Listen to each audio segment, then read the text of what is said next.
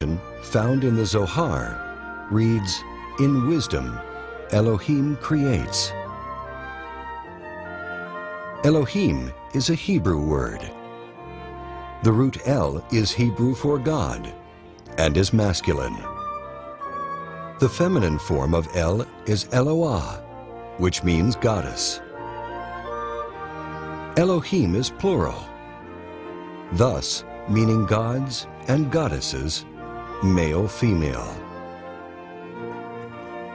In contrast to the familiar image of a bearded old man, God is established in the first 3 words of the Bible as androgynous, containing both male and female.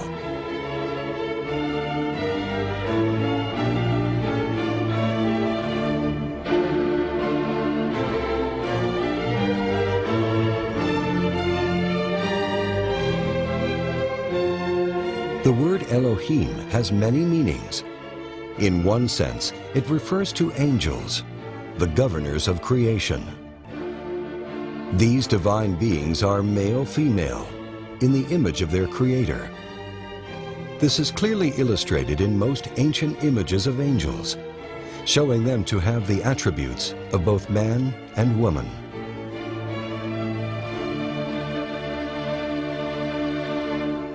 In the Bible, the angel who oversaw the creation of humanity is called Jehovah Elohim. Jehovah Elohim formed man from the dust of the earth.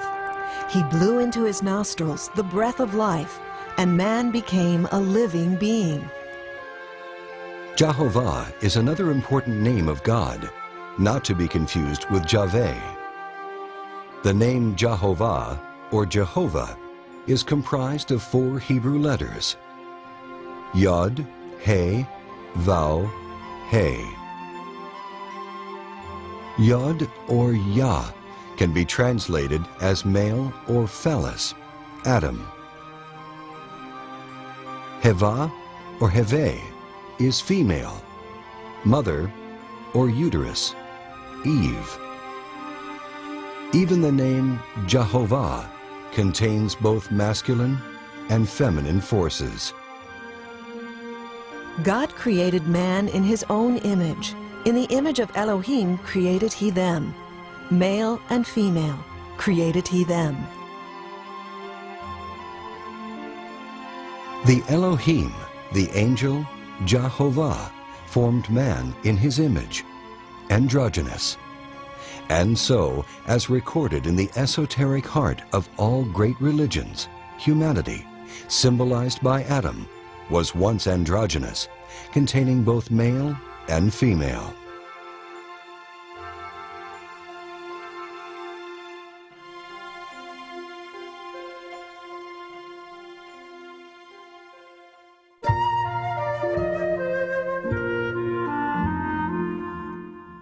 Jehovah Elohim planted a garden in Eden in the east, and placed there the man whom he had formed. Eden is a paradise of perfection. Eden is symbolic of the innocence and happiness that was once the natural state of humanity. The humanity of Eden was pure, knowing only goodness and virtue. As reflections of God, humanity embodied the 7 virtues of the soul.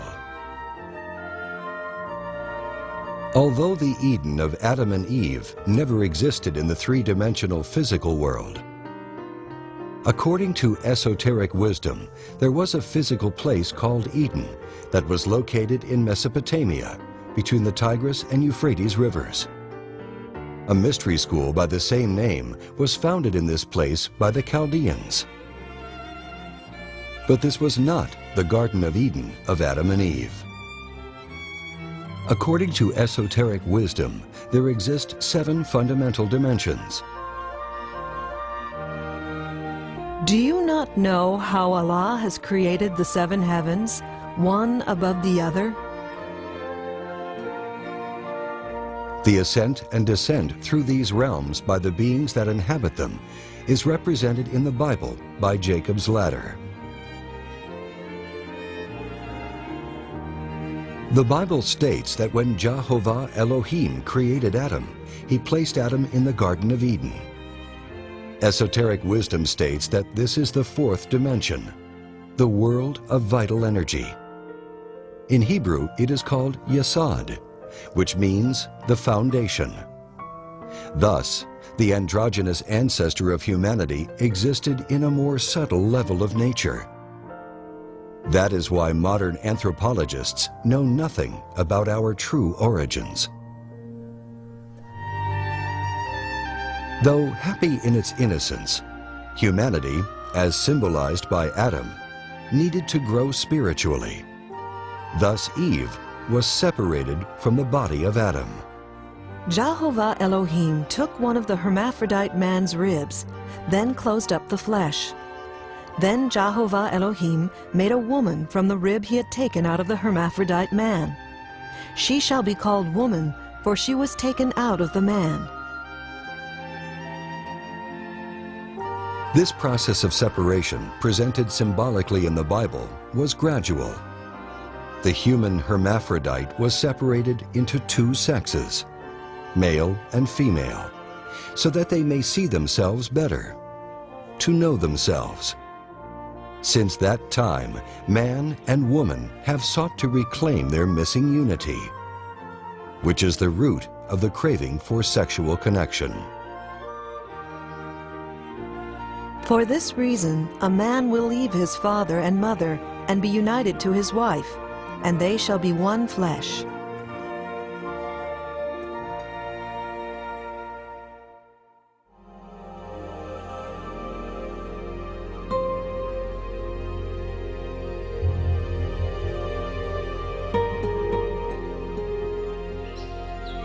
And out of the ground made Jehovah Elohim to grow every tree that is pleasant to the sight and good for food, with the tree of life in the midst of the garden, and the tree of knowledge of good and evil. There are two trees that are given specific importance within the garden. These two trees are symbolic, not literal. The tree of life is an ancient symbol that is universal in meaning, and is found in all the cultures that have held the esoteric knowledge. This is the same tree that Moses found burning on Mount Sinai. This is the tree under which the Buddha Shakyamuni found enlightenment. This is the world tree of the Mayans, the tree of life of the Aztecs, the great Nordic tree, Yggdrasil, that supports existence in its powerful boughs. In the mystical tradition of Judaism, the science of the tree of life is called Kabbalah. But this wisdom is universal and can be found in every great religious tradition, although it appears under many names. The science of the tree of life is a map of the universe and of the human soul. Just as the tree of life maps the macrocosmos, the expansive universe, so too does it map the microcosmos, man, the reflection of the universe. Thus the wise recommendation etched in stone above the entrance to the famous oracle of Delphi. Man, know thyself, and thou shalt know the universe and its gods. The tree of life symbolizes the structure of the soul and the structure of creation. Its roots are in the highest realms, and its branches and leaves are all the worlds and the many beings that exist. This tree gives forth fruit, life, sustenance, and wisdom. In the Bible, Moses wrote that Adam and Eve were free to eat of the tree of life. This means that Adam and Eve were free to feed themselves with the science of the tree of life, the science of God, Kabbalah. And as the tree of life also symbolizes the soul, Adam and Eve, humanity, were allowed to enjoy the benefits of abiding in a state of perfection with an awakened consciousness. A fully illuminated consciousness is represented in the tradition of the Christmas tree. a symbol of the tree of life as passed down through Germanic esoteric tradition.